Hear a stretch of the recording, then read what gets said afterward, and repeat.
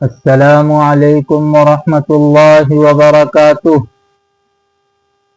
ناظرین ذی احتشام و سامعین مکرمین، گزشتہ ویڈیو قربانی کے جانوروں میں ناقابل قبول اور ناقابل معافی چند عیب اور کچھ دیگر وضاحتوں سے متعلق تھی، اور آج کی ویڈیو میں انشاءاللہ مکہ مکرمہ میں مسجد حرام کے اندر قبولیت دعا کے مقامات مقدسہ کا ذکر آ رہا ہے۔ بسم اللہ الرحمن الرحیم۔ مکہ مکرمہ میں مسجد حرام اور اس کے اطراف میں واقع وہ مقدس مقامات جہاں دعائیں قبول ہونے کی خصوصی بشارت روایات میں موجود ہے، نیز ان مقامات پر دعا کی قبولیت کی مضبوط دلیل صحابہ، تابعین اور اکابر و اسلاف کی گواہی اور ان کا بارہا کا مشاہدہ بھی ہے۔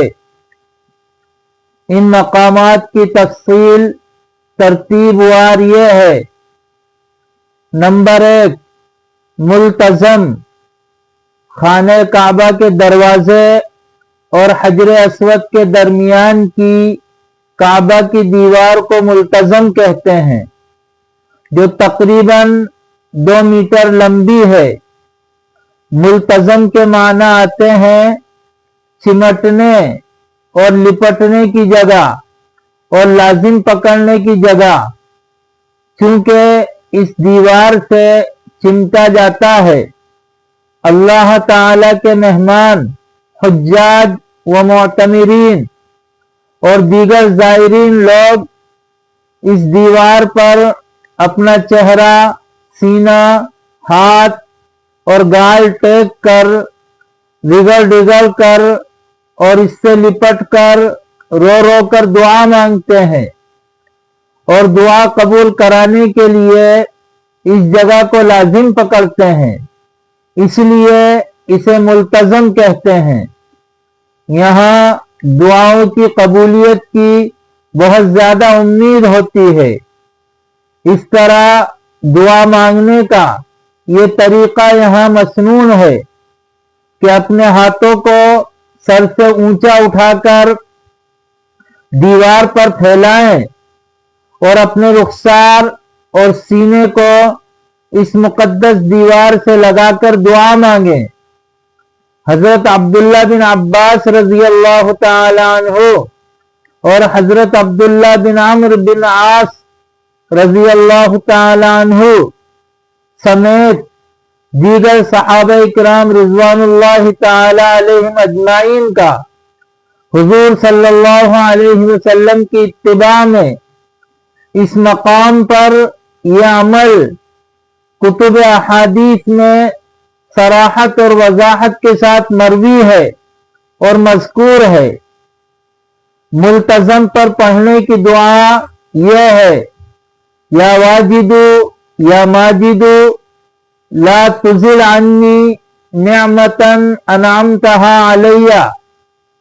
اس کا ترجمہ ہے: اے قدرت والے، اے بزرگ، تو نے مجھے جو نعمت دی اس کو مجھ سے کبھی چھین کر ختم نہ فرما۔ نمبر 2، قبولیت دعا کا دوسرا مقام حطیم ہے۔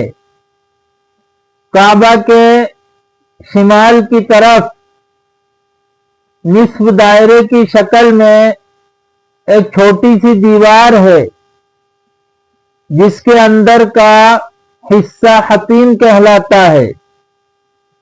سیرت ابن ہشام اور تاریخ ابن کثیر میں لکھا ہے کہ حطیم میں حضرت اسماعیل علیہ السلام مدفون ہیں۔ دراصل یہ حطیم کعبہ ہی کا حصہ ہے، قبولیت دعا کا تیسرا مقام مطاف ہے۔ خانہ کعبہ کے گرد کھلی ہوئی طواف کرنے کی جگہ کو مطاف کہتے ہیں۔ مطاف میں علاوہ 5 وقتہ نماز با جماعت کے 24 گھنٹے طواف جاری رہتا ہے، اور سال بھر بہت کم وقت ایسا آتا ہے جب یہ جگہ خالی نظر آئے۔ اس تمام جگہ پر اللہ تعالی کی رحمت نازل ہوتی ہے۔ قبولیت دعا کی چوتھی جگہ حجر اسود ہے۔ حجر اسود ایک مقدس کالا پتھر ہے جو کعبہ کے ایک کونے میں نصب اور جڑا ہوا ہے۔ اس کے گرد چاندی کا حلقہ لگا دیا گیا ہے۔ اس کے سامنے سے طواف کی شروعات ہوتی ہے، اور وہیں پر طواف کا ہر چکر ختم ہو کر طواف کا اختتام بھی ہوتا ہے۔ یہ پتھر اسلام کے عظیم شعائر اور یادگاروں میں سے ایک ہے۔ حجر اسود کی فضیلت میں جامع ترمذی کی روایت میں رسول اللہ صلی اللہ علیہ وسلم نے فرمایا: نزل الحجر الاسود من الجنہ وهو اشد بیاضا من اللبن فسودته خطایا بنی آدم۔ حجر اسود جنت سے نازل ہوا تھا، وہ دودھ سے زیادہ سفید تھا، پھر بنی آدم کے گناہوں نے اسے کالا کر دیا۔ اگر آسانی سے اس کے پاس پہنچ سکیں اور کسی کو تکلیف نہ ہو تو حجر اسود کو بوسہ دینا اور چومنا سنت ہے۔ اگر بوسہ دینا ممکن نہ ہو تو ہاتھ سے چھو کر ہاتھ کو چوم لیا جائے۔ اگر یہ بھی ممکن نہ ہو تو دور سے ہاتھ اٹھا کر اس کی طرف اشارہ کیا جائے اور بسم اللہ اللہ اکبر کہا جائے۔ صحیحین میں ہے، حضرت عمر ابن الخطاب رضی اللہ تعالی عنہ نے حجر اسود کو بوسہ دیتے ہوئے فرمایا تھا: انی لأعلم انک حجر لا تضر ولا تنفع ولولا انی رأیت رسول اللہ صلی اللہ علیہ وسلم یقبلک ما قبلتک۔ میں جانتا ہوں کہ تو ایک پتھر ہے، نہ نفع پہنچا سکتا ہے نہ نقصان۔ اگر میں نے رسول اللہ صلی اللہ علیہ وسلم کو تجھے بوسہ دیتے ہوئے نہ دیکھا ہوتا تو میں تجھے کبھی بوسہ نہ دیتا۔ قرامطہ نے سن 317 ہجری مطابق 930 عیسوی میں مکہ مکرمہ پر حملہ کیا، ہزاروں حاجیوں کو قتل کیا اور حجر اسود کو اٹھا کر اپنے ساتھ لے گئے۔ حجر اسود تقریباً 22 برس تک کعبہ میں موجود نہیں تھا۔ بعد میں اسے واپس لایا گیا اور دوبارہ اپنی جگہ نصب کیا گیا۔ ایک اور حدیث میں ہے: واللہ لَيَبْعَثَنَّهُ اللَّهُ يَوْمَ الْقِيَامَةِ لَهُ عَيْنَانِ يُبْصِرُ بِهِمَا وَلِسَانٌ يَنطِقُ بِهِ يَشْهَدُ لِمَنِ اسْتَلَمَهُ بِحَقٍّ۔ اللہ کی قسم، قیامت کے دن اللہ اسے اس حال میں اٹھائے گا کہ اس حجر اسود کی 2 آنکھیں اور ایک زبان ہوگی، اور وہ حق کے ساتھ استلام کرنے والوں کے حق میں گواہی دے گا۔ احادیث کے مطابق یہاں مانگی گئی دعا رد نہیں ہوتی۔ دعا کی قبولیت کی 5ویں جگہ مقام ابراہیم ہے۔ مقام ابراہیم کعبہ کے سامنے چند میٹر کے فاصلے پر واقع ہے۔ مقام ابراہیم پہلے کعبہ کے بالکل قریب تھا، بعد میں حضرت عمر رضی اللہ تعالیٰ عنہ کے دور میں طواف کرنے والوں کے ہجوم اور بھیڑ کی وجہ سے سہولت کی خاطر اسے موجودہ مقام پر منتقل کیا گیا۔ یہ وہ متبرک و مقدس پتھر ہے جس پر کھڑے ہو کر حضرت سیدنا ابراہیم علیہ السلام نے خانہ کعبہ کی تعمیر مکمل کی تھی۔ جیسے جیسے کعبۃ اللہ کی دیوار اور عمارت بلند اور اونچی ہوتی جاتی تھی، یہ پتھر بھی اللہ کے حکم سے اوپر اٹھتا جاتا تھا۔ اس پتھر پر حضرت ابراہیم علیہ السلام کے قدموں کے نشانات آج بھی موجود و مشاہد ہیں۔ اللہ تعالی نے اس پتھر کو بطور نشانی محفوظ رکھا۔ یہ کعبہ شریف کے سامنے ایک شیشے اور دھات کے خوبصورت غلاف میں محفوظ ہے۔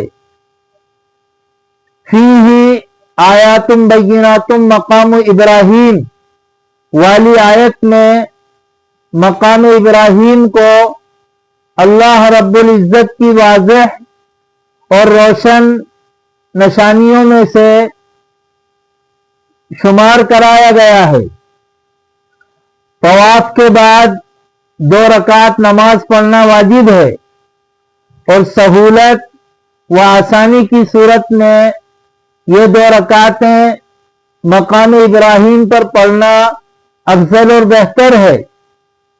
مقام ابراہیم کے پیچھے نفل ادا کرنے اور دعا مانگنے کا خصوصی حکم وارد ہوا ہے۔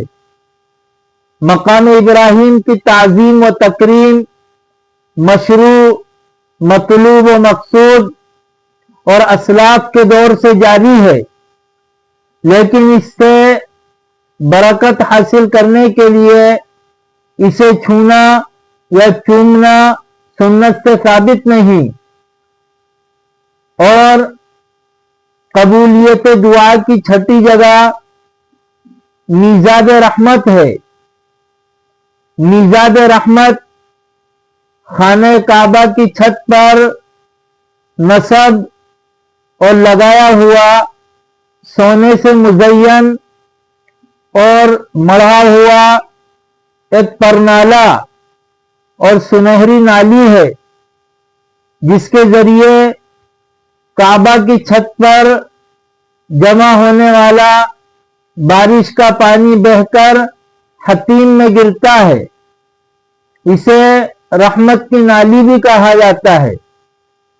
اس کی لمبائی تقریباً 2.5 میٹر کے قریب بتائی جاتی ہے۔ اسے میزاب رحمت اس لیے کہا جاتا ہے کہ اس سے گرنے والے پانی کو اللہ کی رحمت کی علامت سمجھا جاتا ہے۔ اللہ تعالی ہمیں جلد از جلد ان مقامات مقدسہ پر حاضری، یہاں آہوزاری کے ساتھ کی جانے والی دعا کی قبولیت اور ان کی زیارت و دیدار سے شرف یابی کا ضروری موقع فراہم فرما کر سعادت و نیک بختی کو ہمارا مقدر بنائے۔ آمین آمین یا رب الناس اجمعین۔